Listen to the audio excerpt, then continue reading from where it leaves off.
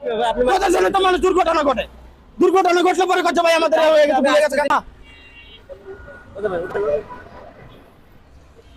এই এদিকে আসেন, এদিকে আসেন, এদিকে আসেন। এই রিস্ক এদিকে সাইড করেন।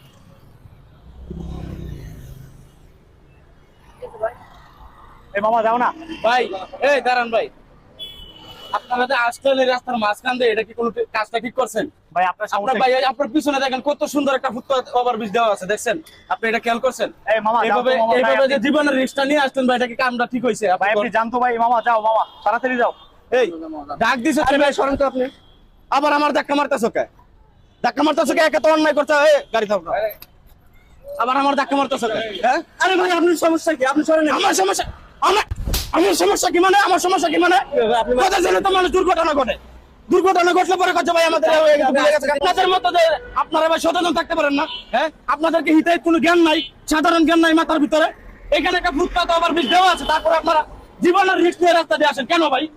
জীবনের কোনো মূল্য নাই। 5 মিনিট সময় চলে গেলে কিন্তু জীবনের দাম অনেক বেশি ভাই। এরকম ভুল কখনো করবেন না। একটা দুর্ঘটনা স্বাভাবিক হইতেই পারে তখন, আর এরকম রিস্ক নিয়ে কখনো মানুষের যাতে তুলতে যাইবা না। আবার তা করেছে যাবে না।